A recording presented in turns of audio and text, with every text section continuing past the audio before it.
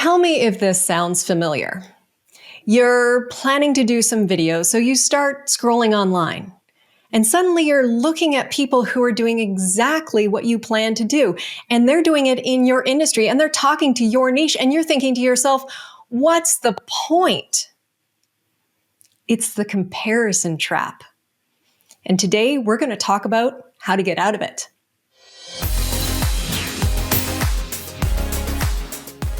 Welcome to Show Up and Be Seen. I'm Valerie McTavish, sharing insights and inspirations to help you get more visible so that you can increase your impact and grow your business.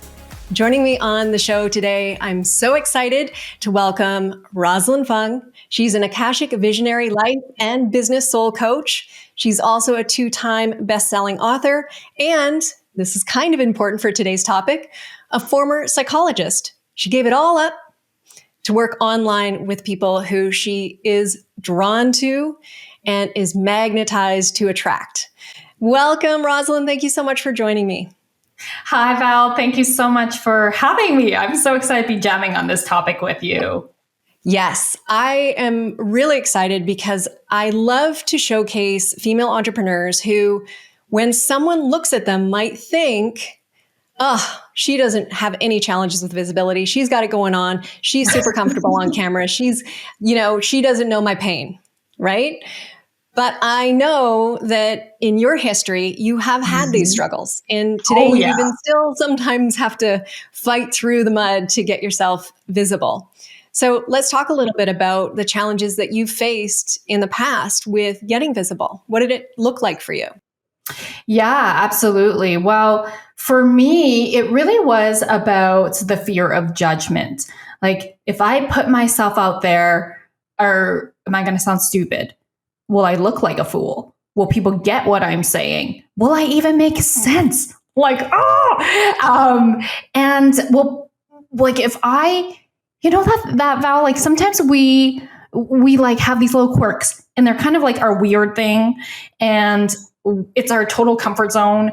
But also we're like, but I have to be professional, quote unquote. And I don't think I should show that part of me because that's not quote unquote professional. And so it takes so much energy to not be yourself and hide these authentic parts of you.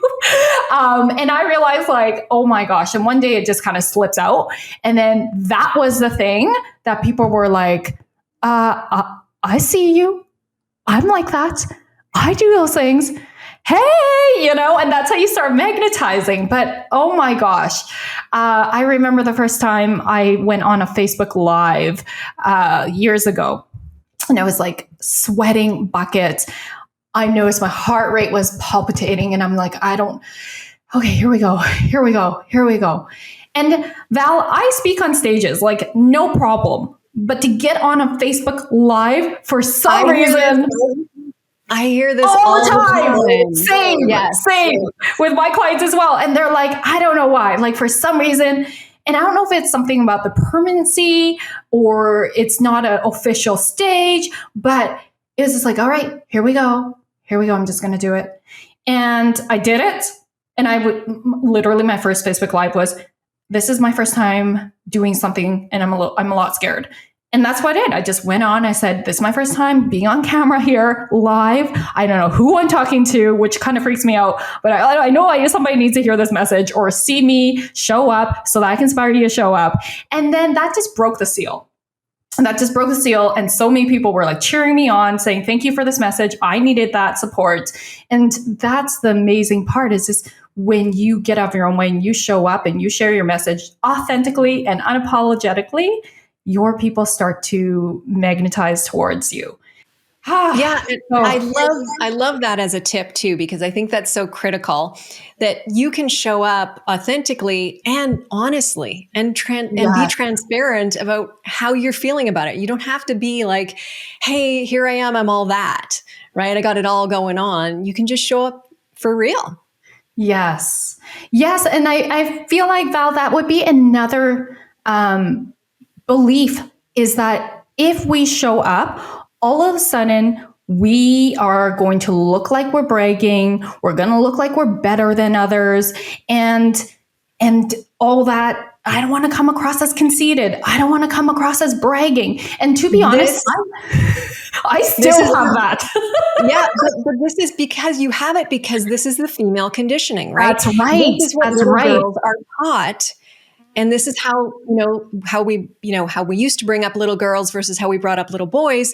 That is a huge difference, right? We were taught nobody likes a braggart. Nobody wants to be around someone who's conceited. You're not supposed to be full of yourself. You're not supposed to believe in yourself, right? In fact, I was just going to say, like, there's studies that actually have been done on young girls and young boys.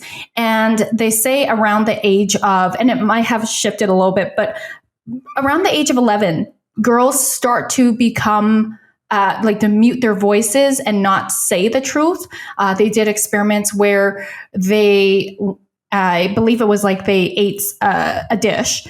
And then if they didn't like it, they lied about it and said it was good, right? The girls did, but the boys were just like, it's gross, And so we start to lose our voices at such an early age as girls.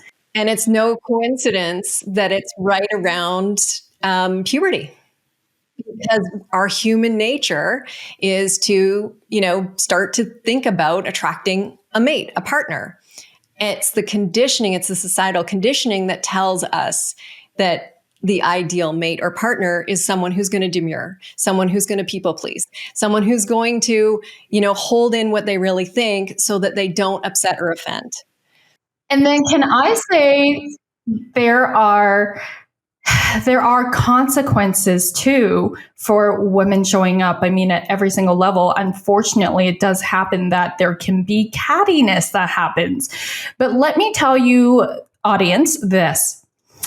Confidence comes across as bragging and being conceited to the insecure. I'm going to repeat that one more time.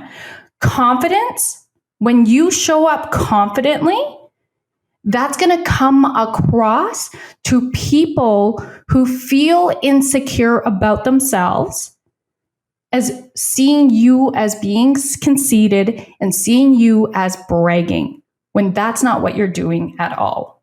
So people project their stuff on you. And this is exactly what I wanted to talk to you today about, because what you're saying is how the comparison trap starts to exist, right? Because it's our own insecurities that get us looking at what other people are doing, that get us measuring up against other people, that get us feeling lesser than because we're different, or because we're doing it differently, or because someone else is successful and confident and, sharing their success openly. Yeah. And that's what, it's that exact piece. So we can be almost on both sides of it at the same time. Even when we do have some confidence, we find ourselves comparing ourselves to others. So let's take the old Rosalyn psychologist out of the box for a second. I still use it very much in my business, actually. So it's a foundation. You never left me. Right, exactly. The license anymore. So much more freedom. Right. Yeah. But let's talk about why do we do that? And what's really going on for us when we find ourselves caught in that, looking at what other people are doing and comparing ourselves? Is there value to it, or is it always going to end up with, a negative impact on your self-esteem? Well, I want to start with, and I'm sure we've all heard this before, the cliche, comparison is the thief of joy. Where your attention goes, energy flows. So if you are focused on someone else's success, you're focused on how someone else is showing up, you're focused on their results, that somebody, I should say, somebody who is in the same niche as you, okay, who does what you do. Okay, when you're focused on that, what are you doing back to yourself? What are you saying back to yourself?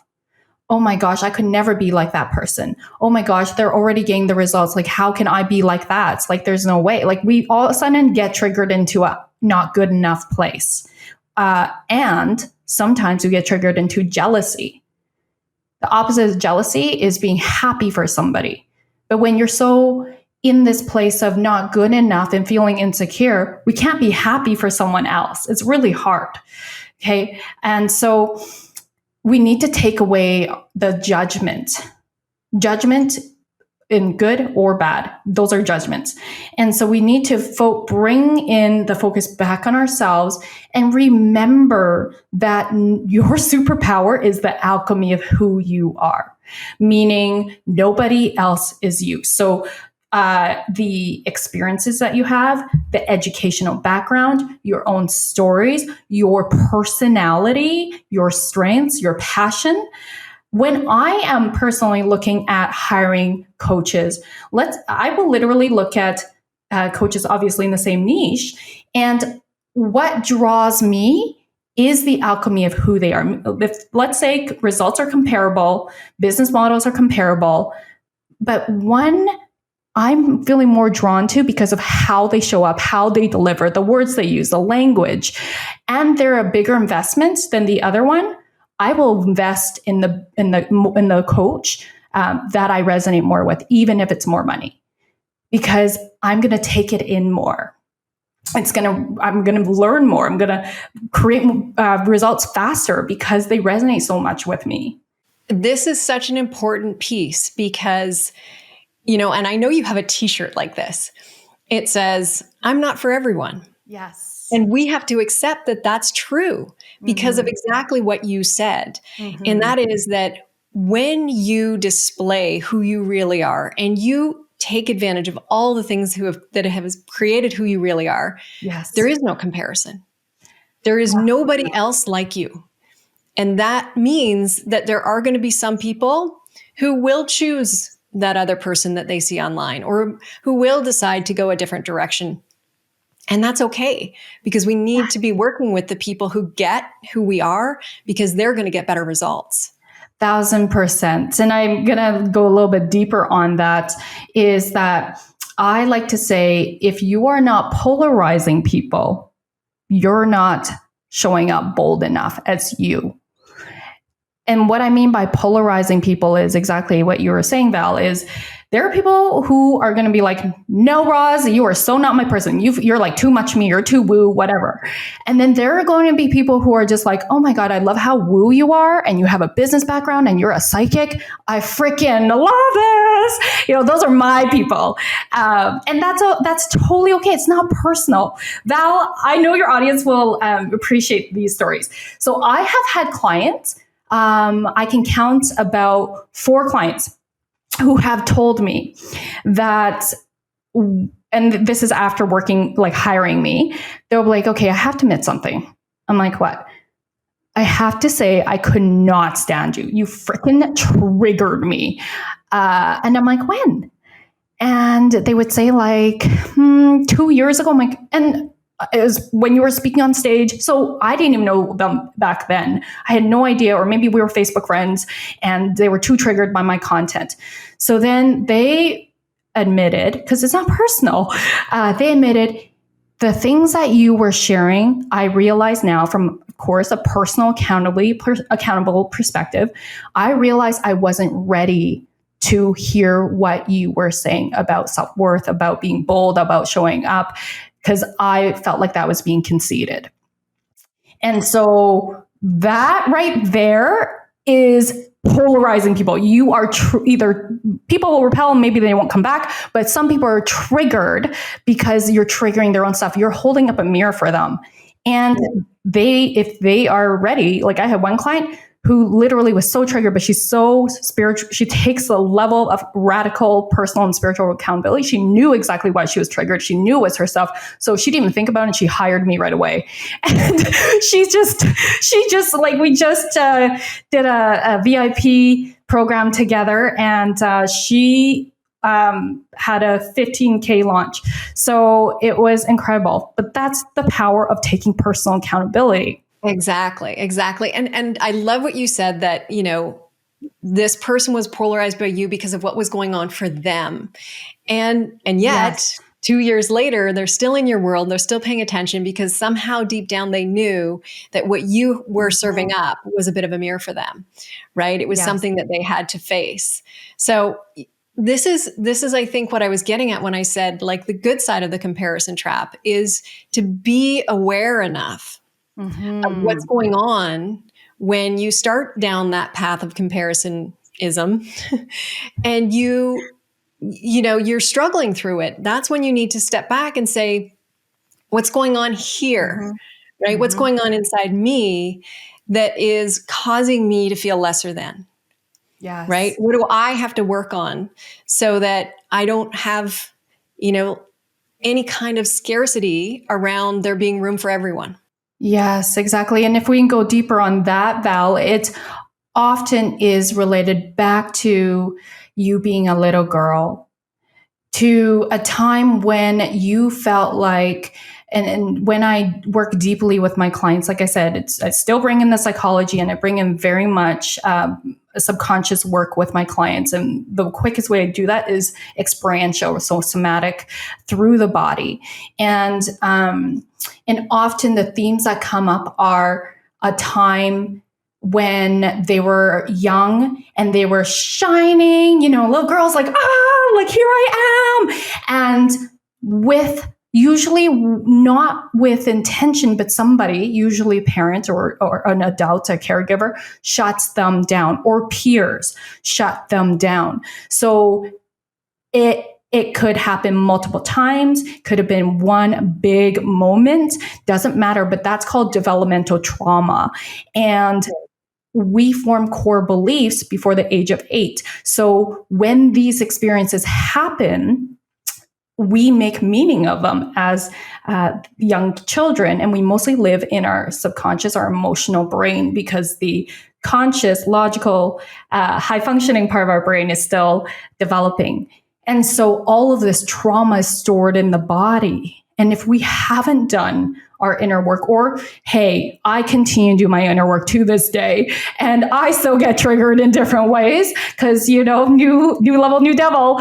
But, that's where it's like really, really important to explore the depths of where and the root of where all of this is coming from, because at the end of the day, it is about our relationship with ourselves. Absolutely. Absolutely. It is not about those people you're comparing yourself to. I love this conversation. I know we could probably talk for an hour like this, but what I want to do is I want to keep this consumable for everyone so that they can take some real deep takeaways from this. And we've talked about some pretty heavy stuff, some long-term work, some inner work. What can you share about how someone can actually start this process if they've never gone down the road of dealing with their own sort of perceptions, their long-held beliefs? What process can they take? Well, the first step to change is self-awareness, right? If you don't like something, because everything is neutral until you put meaning to it. And how we do that is based on our belief system. So an easy, I should say simple, but not easy, way to start is start journaling on, okay, so this person or this thing, if we're looking at comparison theory, is making me feel insecure, making me feel like I'm not good enough. But let that thing, that person, be a teacher for you, because life is happening for you and through you, not to you. Okay. And you are not a victim to your circumstances. So the first thing is sit down and journal about how do I feel? First of all, acknowledge and honor your feelings. No feelings are bad. Number 2, then look at, I would say journal, make yourself journal on the question for like at least 5 minutes. Okay. Because you get through the surfacey answers and then you go deep and you'll probably start crying because when you cry, you may or may not, but when you touch the depths of your truth and touch the roots of where this comes from, you're acknowledging your little girl. And so the question is, why do I feel this way? When did I feel this way? What happened? What other situations have made me feel this way. And you start noticing the patterns, okay? Because it's the same pattern, different stories that happen in your life. And so you're going to honor that. And what happens is you give it less power. Now you're really clear what the roots is. And now you can change that belief. Right. Absolutely. This is so powerful, Roz, and I am so grateful for you for sharing this. I want to say, if this feels overwhelming to you, just take it step by step and take Roz's advice. Notice those triggers. That's step one. Then get curious and write them down. These are really powerful tools that seem like, and they are, something simple that you can do, but it is going to take some time. It will add up to you increasing your confidence. It will add up to you improving your self-love. It'll add up to you being able to get visible for your business. And, Roz is a perfect example of what happens when you do. When you do the work and you get comfortable being visible and you tap into your superpower, the alchemy of who you are, that's when you can actually start to really show up for your business. So, Roz, thank you so much. Now, I know you have a ton of amazing resources. So what I'm going to do is put links in the description so that people can find out more from you, connect with you, and hopefully go a little bit deeper into what we talked about today, because there's so much more. This is a very deep ocean. Yes. Thank you so much. So thank you so much for being here. Really appreciate it. Me too. Thank you, love. So I shared my takeaways from my chat with Roz, and I would love to know what yours are. Please share them in the comments below, because there are so many little nuggets that were hidden in our conversation today, and I would love for you to share them so that nobody else misses them. So please share those in the comments below. And remember, you got into business to help people solve their problem. You can't do that if you stay hidden. So show up for them, show up for your business, and show up for yourself. We'll see you next time.